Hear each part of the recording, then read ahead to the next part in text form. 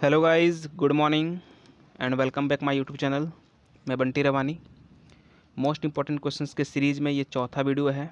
इससे पहले 3 video upload हो चुकी है। जो भी चैनल पे नए हैं, चैनल सब्सक्राइब कर लेना है, बेल आइकन दबा लेना है, एक भी वीडियो आप तक मिस ना हो। और इससे पहले जितनी भी वीडियो अपलोड हुई है उनको आप ज़रूर देखना। इससे आपको काफ़ी बेनिफिट होगा, आपकी प्रिपरेशन काफ़ी अच्छी हो जाएगी। और जैसा कि आपको पता है, पेन कॉपी लेके बैठना है और हर एक क्वेश्चंस के लिए आपके पास 1 मिनट होगा। आप 1 मिनट में हर एक सवाल को सॉल्व करना है और देखना है कि आप कितने क्वेश्चन सॉल्व कर पाते हैं। तो आज का वीडियो स्टार्ट करते हैं। उससे पहले एक लाइन है जो आपके स्क्रीन पे दिख रहा होगा, सीखता वही है जिसमें सीखने की चाह होती है। तो दोस्तों, अगर आप में सीखने की चाह है तो आप बिल्कुल सीखेंगे और आगे बढ़ेंगे। तो चलिए आज का सेशन स्टार्ट करते हैं। काफ़ी मज़ा आने वाला है, बहुत सारी चीज़ें आज हम फिर से सीखेंगे। तो चलिए स्टार्ट करते हैं। तो गाइस, पहला क्वेश्चन आपके स्क्रीन पर है, इसको सॉल्व करने की कोशिश कीजिए। तो क्वेश्चन है 3 + 1 × 3 का स्क्वायर + 1 × 3 का पावर 4 + 1 × 3 का पावर 8 + 1 × 3 का पावर 16 + 1 का सरलीकृत मान क्या है। अगर आप क्वेश्चंस को समझ रहे हैं तो देख रहे हैं कि पावर जो है 3 का पावर ये डबल हो रहा है। इसका मतलब 3 का पावर जो है वो स्क्वायर हो रहा है। तो क्या आइडिया हम यहाँ लगा सकते हैं, अगर हम बोलें पहले 2 टर्म को मल्टीप्लाई करने पे तीसरा टर्म मिले, अगर उसके आगे हम बढ़ें उसको मल्टीप्लाई कर तो चौथा टर्म मिले, तो कहीं ना कहीं एक पैटर्न है, सीरीज क्वेश्चन है। इसको अगर हम करना है तो क्या आइडिया लगा सकते हैं। अगर हम एक काम करते हैं, ऊपर और नीचे अगर हम 3 + 1 है मेरे पास, तो हम 3 - 1 से ऊपर नीचे अगर मल्टीप्लाई कर देते हैं तो कहीं ना कहीं एक पैटर्न देगा हमको ये। जैसे 3 - 1 × 3 + 1 × 3 स्क्वायर + 1 × 3 का पावर 4 + 1 × 3 का पावर 8 + 1 × 3 का पावर 16 + 1 डिवाइडेड बाई 3 - 1। तो गाइज हम देखेंगे कि ऊपर के जो 2 टर्म हैं ये, इसको मल्टीप्लाई करने से a - b a + b के फॉर्म में इसको मल्टीप्लाई करेंगे तो a² - b² के टर्म में हमको मिलेगा। तो ये क्या हो जाएगा, 3 का स्क्वायर - 1 का स्क्वायर मतलब 1। अगर हम इसको आगे के टर्म से मल्टीप्लाई करेंगे तो ये फिर से a - b a + b का फॉर्म है। इसको अगर हम मल्टीप्लाई करेंगे तो क्या मिलेगा, ये मिलेगा 3 का पावर 4 - 1। अगर हम फिर आगे मल्टीप्लाई करते हैं, अगर इसको इससे मल्टीप्लाई करते हैं तो ये फिर हमको एक टर्म देगा, क्या देगा, 3 का पावर 4 - 1 3 का पावर 4 + 1 मतलब a - b a + b a² - b²। तो 3 का पावर 4 का स्क्वायर करेंगे 3 का पावर 8 -1 बन जाएगा। और इसको फिर हम आगे कंटिन्यू करते हैं, इससे मल्टीप्लाई करते हैं तो ये फिर से हमको पावर क्या हो जाएगा, स्क्वायर हो जाएगा, a² - b² सॉरी। तो 3 का पावर 16 -1 बन जाएगा।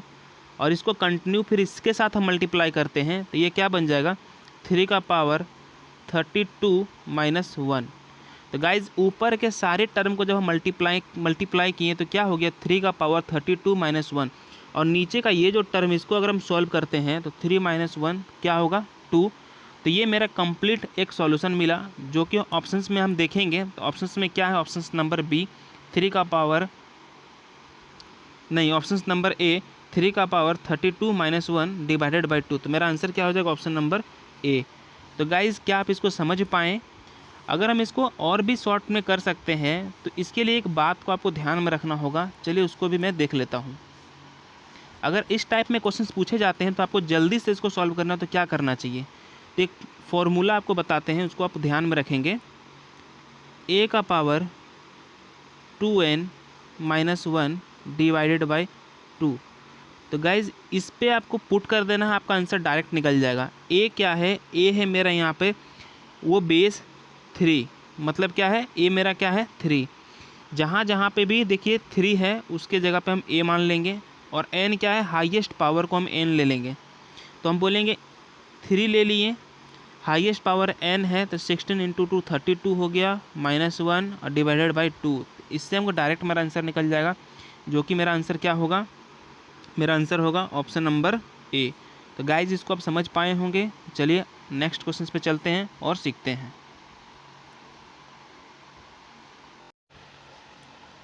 तो गाइज क्वेश्चन नंबर 2 आपके स्क्रीन पर है, सॉल्व कीजिए। यदि a equal to 73, b equal to 74 और c इक्वल टू 75 है तो a cube plus b cube plus c cube minus 3abc का मान क्या होगा। तो गाइज अगर आपको फॉर्मूला पता है तो आप इसको तुरंत कर लेंगे कि a cube plus b cube plus c cube minus 3abc का एक फॉर्मूला है, क्या है समझिएगा। A cube plus b cube plus c cube minus 3abc, इसका फॉर्मूला क्या है, 1/2 into a plus b plus c into a minus b का whole square plus b minus c का whole square plus c minus a का whole square. इसमें put कर देंगे, आपका आंसर आ जाएगा। चलिए इसको सॉल्व कर लेते हैं। तो 1/2 ए प्लस बी प्लस सी, अगर हम जोड़ें ए प्लस बी प्लस सी को तो क्या 73, 74, 75, अगर हम इसको जोड़ दें तो ये हम कहीं ना कहीं इसको बोल सकते हैं 73, 74, 75 को हम जोड़ते हैं तो क्या आ जाएगा 74 इंटू 3 लिख सकते हैं इसको, 74 into 3, 74 into 3, 74 into 3 into a minus b का होल स्क्वायर। तो अगर हम ए में बी को घटाते हैं तो क्या आ जाएगा 73 माइनस 74 माइनस 1 का स्क्वायर मतलब 1 आ जाएगा, प्लस बी माइनस सी का स्क्वायर, बी में सी को घटाएंगे तो वो 1 का स्क्वायर 1 आ जाएगा, और सी माइनस ए, सी में जब हम ए को घटाएंगे तो 75 माइनस 73 तो 2 का स्क्वायर 4 हो जाएगा। तो फाइनली क्या लिखेंगे इसको हम, अगर इसको हम सॉल्व करते हैं तो आगे तो ये 1/2 से ये कट जाएगा 37 टाइम्स, और यहाँ क्या आ गया 37 गुना 3, 37 गुना 3 होता है 111 इंटू क्या मिला 4, 5, 6, इसको मल्टीप्लाई कर देंगे क्या हो जाएगा 666 मतलब 666। तो मेरा आंसर क्या हो जाएगा ऑप्शन नंबर सी। तो गाइज़ ये फॉर्मूला बेस्ड था, आप इसको ऐसे कर सकते हैं। अगर इसको आप टाइम सेव करना चाहते हैं इस क्वेश्चन में तो एक तरीका और है जो मैं आपको बताता हूँ, इसके बाद आप टाइम सेव कर पाएंगे। देखिए इस तरह कभी भी क्वेश्चन आएंगे, एक बी सी का मान दिया रहेगा और a cube plus b cube plus c cube minus 3abc पूछेगा, लेकिन एक कंडीशन ध्यान रखना है कि ए बी सी का जो डिफरेंस है वो कॉमन होना चाहिए। मतलब 73 दिया हुआ है, 74 दिया हुआ और 75 दिया, अगर देखेंगे यहाँ का डिफरेंस क्या कॉमन डिफरेंस है। अगर ऐसा रहता है तो आप इसको बहुत जल्दी सॉल्व कर पाएंगे। चलिए मैं इसको समझता हूँ।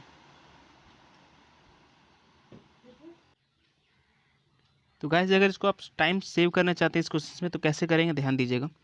कभी भी इस पैटर्न में क्वेश्चन होगा तो क्या कीजिएगा, बीच वाला जो टर्म है जैसे 73, 74, 75 में कौन है, बीच में कौन है बी मतलब 74, तो बीच वाला टर्म को मल्टीप्लाई कर देंगे 9 इंटू डिफरेंस का स्क्वायर। तो डिफरेंस का स्क्वायर 9 इंटू डिफरेंस का स्क्वायर 9, तो डिफरेंस क्या है मेरा यहाँ पर, डिफरेंस देखेंगे यहाँ पे क्या है 1 है, तो क्या लिखेंगे 74 इंटू 9 इंटू 1 का स्क्वायर 1। इसको सॉल्व करेंगे तो क्या आता 9 चौक 36 का 6 बचा मेरे पास 3 और 9 से 63 3 66, तो मेरा आंसर क्या आ गया 666। इसको आप जल्दी करना चाहते हैं तो ये पैटर्न को, ये चीज़ को आपको ध्यान रखना है कि बीच वाला टर्म के साथ क्या करेंगे 9 को मल्टीप्लाई करेंगे और डिफरेंस का स्क्वायर लेंगे। तो समझ गए होंगे। चलिए आगे बढ़ते हैं और नेक्स्ट क्वेश्चन को सीखते हैं।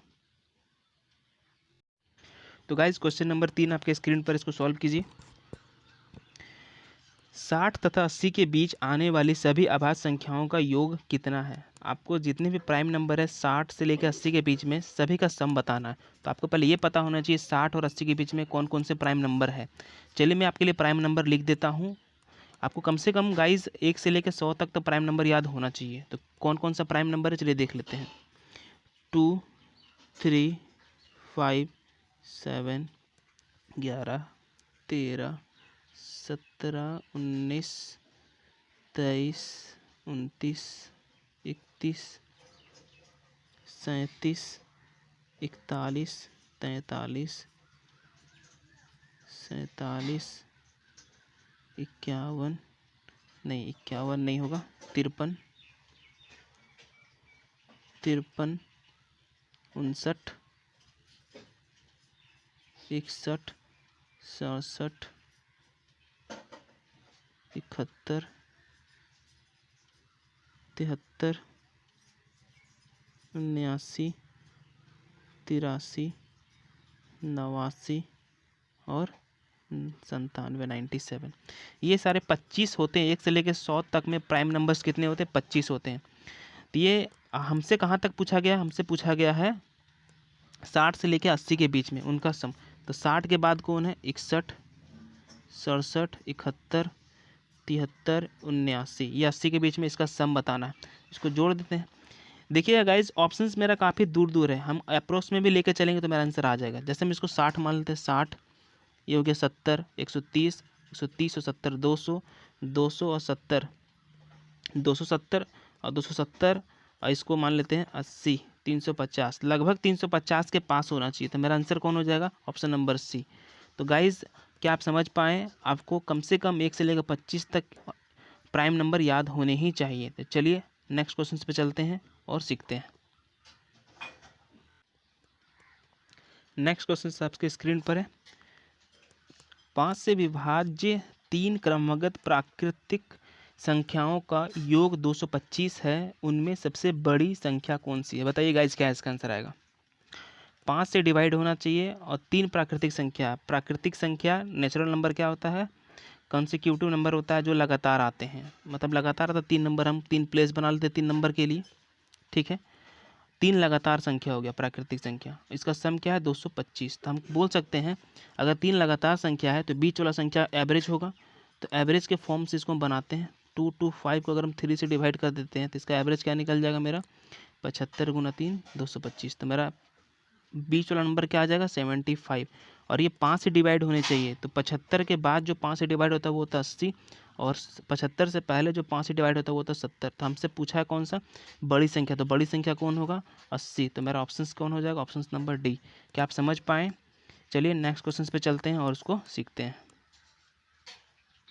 तो गाइस, नेक्स्ट क्वेश्चन, वह न्यूनतम संख्या ज्ञात कीजिए जो 18,265 से घटाए जाने पर और उसे पूर्ण वर्ग बना दे। मतलब 18,265 में क्या घटा देंगे कि ये परफेक्ट स्क्वायर बन जाएगा, है ना, कि इसका रूट निकल पाए।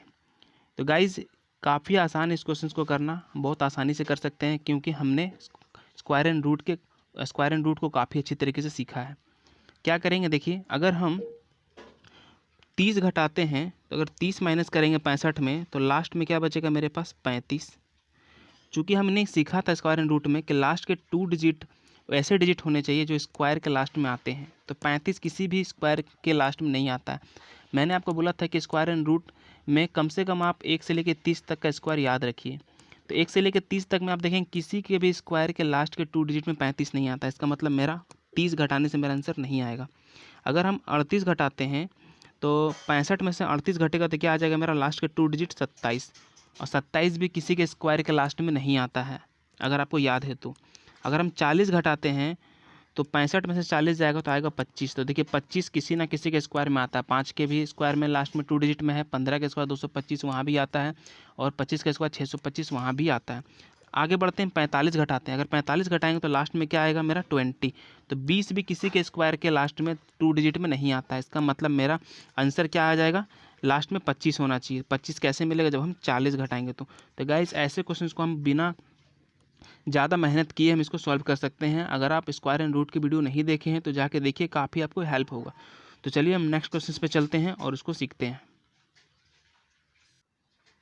तो गाइस, नेक्स्ट क्वेश्चन है, यदि x इक्वल टू 2 का पावर 2 इंटू 3 का पावर 3 इंटू 7 का पावर 2 हो और y इक्वल टू 2 का पावर 3 इंटू 3 इंटू 5, तो x तथा y का महत्तम मतलब एचसीएफ बताना है। एचसीएफ मतलब कि हाईएस्ट कॉमन फैक्टर। तो गाइज, हम इस फैक्टर में एचसीएफ कैसे फाइंड करेंगे? ध्यान दीजिएगा, एचसीएफ मतलब होता है हाईएस्ट कॉमन फैक्टर।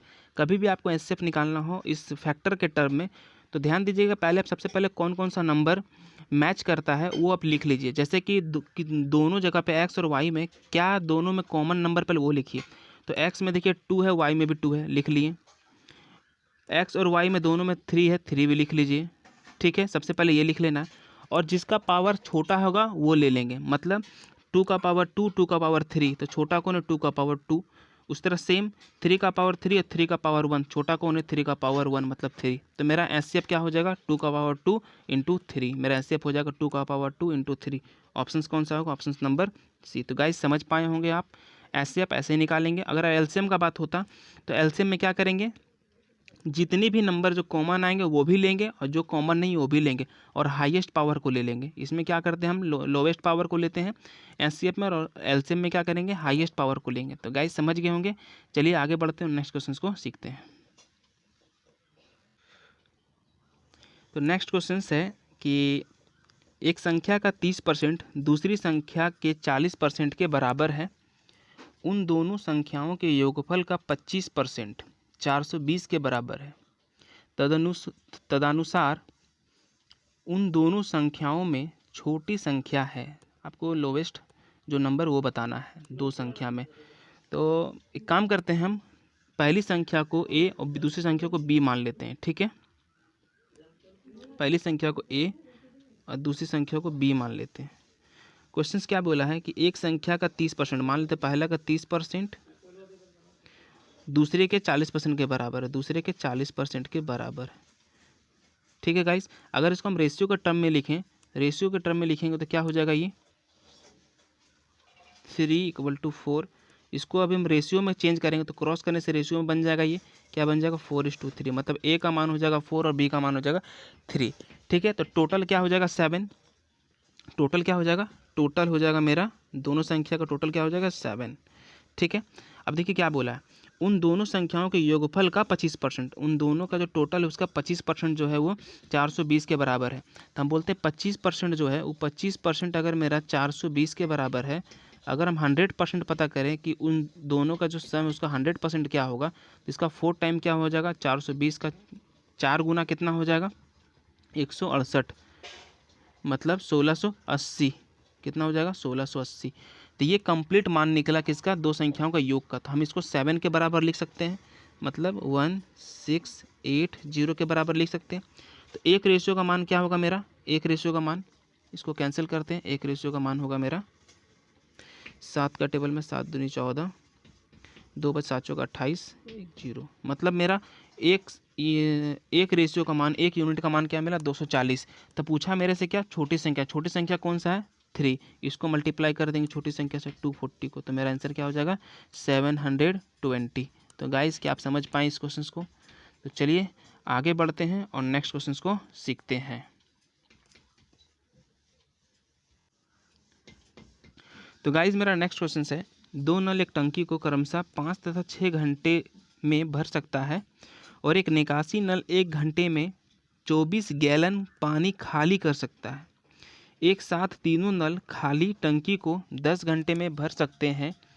टंकी की क्षमता बताना है, टंकी का कैपेसिटी क्या है। गाइस कैसे करेंगे क्वेश्चंस, ध्यान दीजिएगा, कभी ऐसे क्वेश्चंस आता है आपके पास कि कैपेसिटी पूछेगा तो कैसे करेंगे। देखिए मेरे पास ये पता है कि पहले दो नल का टाइमिंग पता है 5 और 6 घंटे में भर देते हैं, लेकिन जो तीसरा नल जो खाली करता है उसका हमको टाइमिंग नहीं पता है।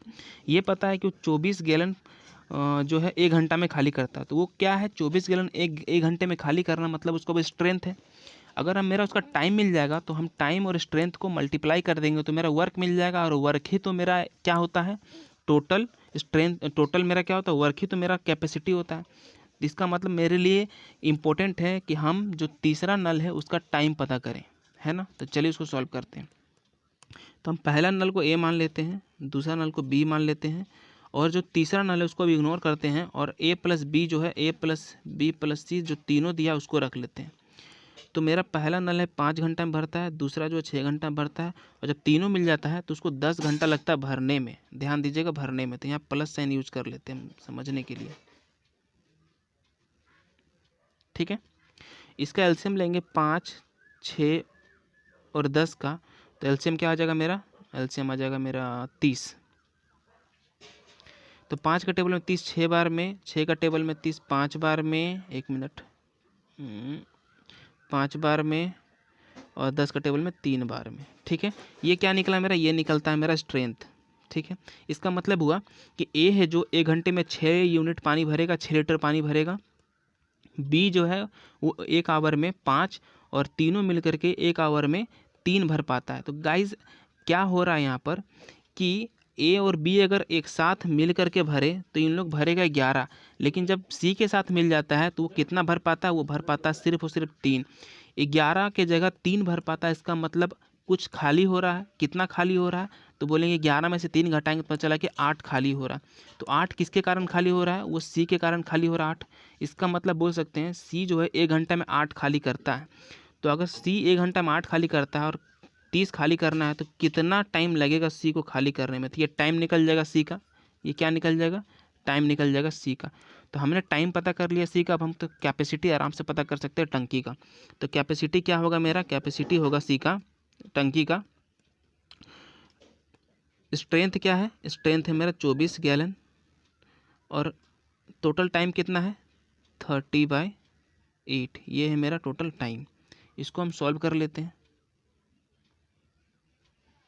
तो क्या आ जाएगा, 8 का टेबल में ये 3 बार में, और 3 × 30, इसका मतलब कैपेसिटी कितना निकला मेरा 90 लीटर कैपेसिटी निकला।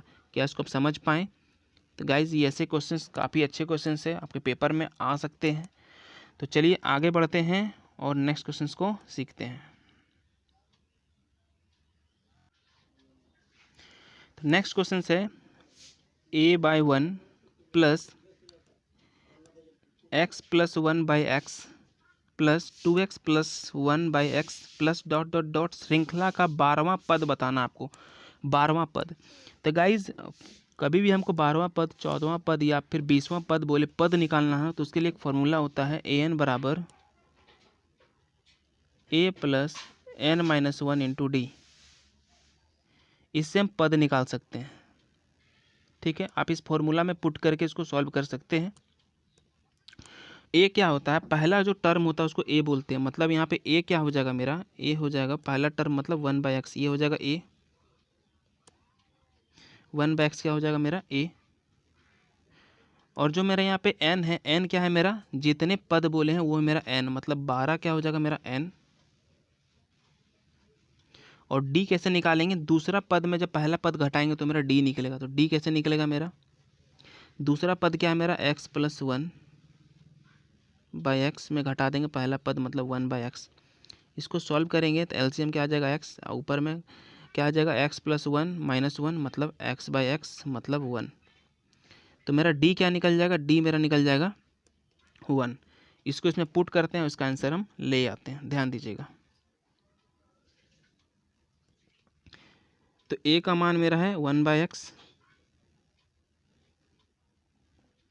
प्लस n-1, n मेरा कितना हो गया 12, और 12 में 1 माइनस कर देंगे तो 11 इंटू d कितना निकला 1।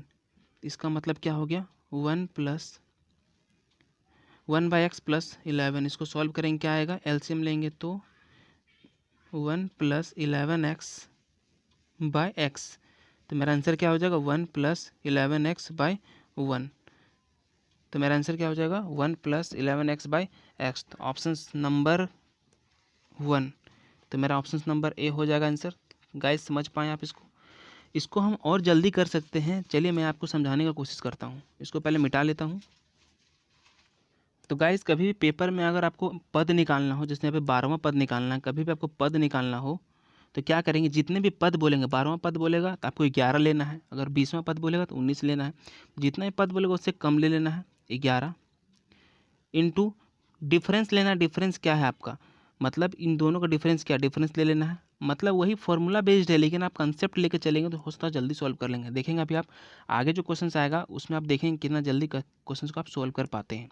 तो हम डिफरेंस लेंगे, डिफरेंस क्या आएगा मेरा, अभी जैसे हम डिफरेंस देखा क्या है 1 आया, और मेरा जोड़ क्या देंगे, पहला पद को जोड़ देंगे तो मेरा क्या आ जाएगा 1/x। तो क्या हो जाएगा ये 11x + 1/x। तो हम ऐसे अगर हम कंसेप्ट लेके चलेंगे तो आप इसको लिखेंगे नहीं, और बिना लिखे भी कर सकते हैं। करना क्या है, जितने भी पद बोलेंगे उससे कम लेना है, कॉमन डिफरेंस से मल्टीप्लाई कर देना है और पहला पद को जोड़ देना है। समझ गए बात। चलिए आगे बढ़ते हैं और नेक्स्ट क्वेश्चन को सीखते हैं। गाइस नेक्स्ट क्वेश्चन आपके स्क्रीन पर है। देखिए क्या लिखा, श्रृंखला 7, 11, 15, 19 डॉट डॉट डॉट में कौन सा पद 111 होगा। कौन सा पद 111 होगा। अगर 7, 11, 15, 19 अगर ऐसे चलते रहे तो आपको ऐसे चलने के बाद 111 कितने पद चलेंगे तब हमको 111 मिलेगा, ये बताना है। तो फिर से हम उस फॉर्मूला में पुट कर सकते हैं an के फॉर्मूला में कि a plus n-1 into D के फॉर्मूला में an के जगह में 111 रख देंगे और इसको सॉल्व कर लेंगे। ठीक है, तो देखिए हम इसको सॉल्व कर लेते हैं। चलिए आगे बढ़ते हैं, इसको सॉल्व कर ही लेते हैं। चलिए इसको सॉल्व कर लेते हैं।